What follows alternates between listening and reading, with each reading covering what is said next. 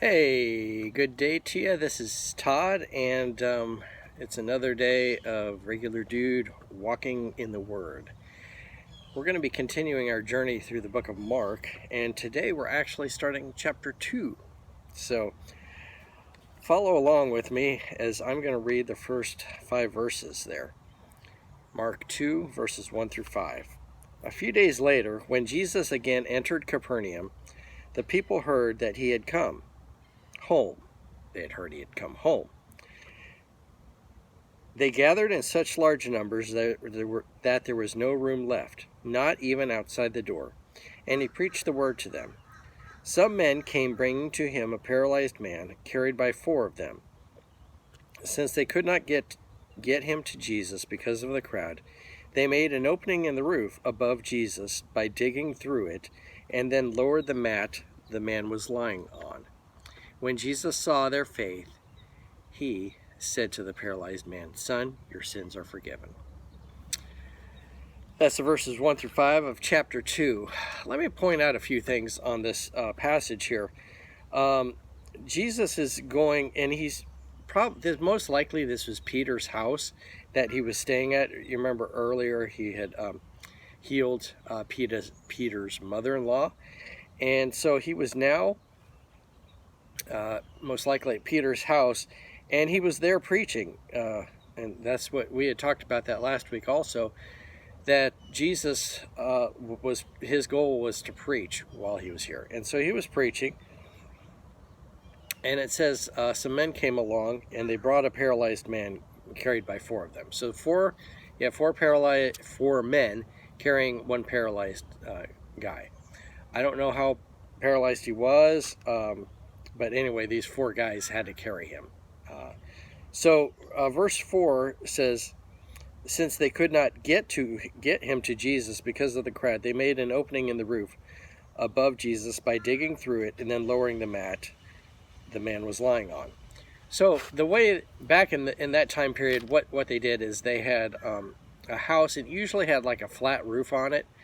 And the flat roof was designed so that and it had an external stairway usually. And that was designed for, like, in the heat of the summer, you could go up on the top and sleep on the roof, at the cool of the night. Here in Florida, it's hot, but we have air conditioning, so it's not a big deal. Where this was brought out, made a little more real to me, was when we were in Haiti a few years ago. The place we were at naturally had no air conditioning because very few places have air conditioning there. So as we were in Haiti there, we were there, and we were getting ready to sleep, and they actually had kind of an open air room. There was no screens or anything, but that you could sleep, and it was cooler. So it was better to sleep out in the open rather than in a closed off room because the breeze was blowing, and we were right next to the ocean also. So you could see you could feel the coolness. And so they had, back in that time period, you could the flat roof that you could go up on and sleep at night and so forth. There's a later time in the New Testament where Peter is up there, up on the roof, and he's praying. He spends time praying up there. So anyway, they had the flat roofs, and what they did is they had beams going across it, usually wood beams going across it, and then they would put clay in between those beams to seal the roof so it wouldn't rain in there. So what these guys did is they went up there and they started taking out the clay, digging out the clay, and to get make a hole in the roof. So naturally, we do work where we're doing mold remediation. We're taking out ceilings and stuff sometimes. Naturally, whenever you're taking out that stuff is falling down, so you don't want to be down below. So now Jesus is probably there in the house teaching, and all of a sudden you hear a little banging on the roof, and then all of a sudden there's stuff falling down, and these guys are making a hole in the roof. So I'm sure a spot cleared away at the bottom because people were tired of junk, falling on them. But then as the spot clears away, these guys take the mat and they lower him down to Jesus, and Jesus heals him. The thing was, Jesus said, it's the faith of these men. It wasn't the faith of the paralytic that healed him, but it was the faith of these men. So the whole point of the story is these men took the initiative to bring the paralytic to Jesus to be healed. And then it was the faith of these men that allowed the paralytic to be healed too.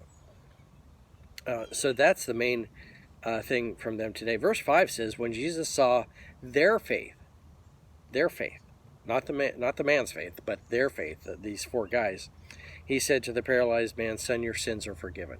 Tomorrow we're going to get into the rest of the story where Jesus talks about forgiveness of sins and the healing and what the Pharisees were saying about that. But today I just want to focus on these first 4 verses where Jesus healed because of the faith of these 4 guys. And I want to focus on these 4 guys that, first of all, they brought the man to Jesus. Second of all, they didn't give up. They saw the crowded house and they didn't go, too bad, we can't heal the guy because the house is too crowded, we can't get to him. No, they found a way. They were going to tear that roof apart to get this man to Jesus. So they didn't give up. And then the third thing is they had faith that Jesus would heal him. So those are the 3 things to take away today.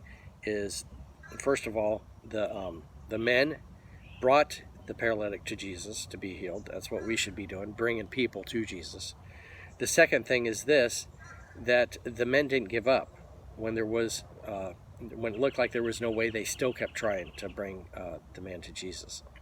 And then the third thing is they had the faith that Jesus would heal him. So remember those 3 things today as you go throughout your day. Bring people to Jesus, okay? That's the big takeaway. I ask the Lord to continue to bless you as we walk through the coronavirus issues around us.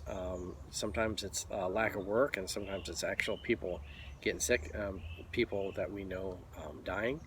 So I pray that the Lord would continue to walk with us during this time. And join us again tomorrow as we walk in the Word. Blessings.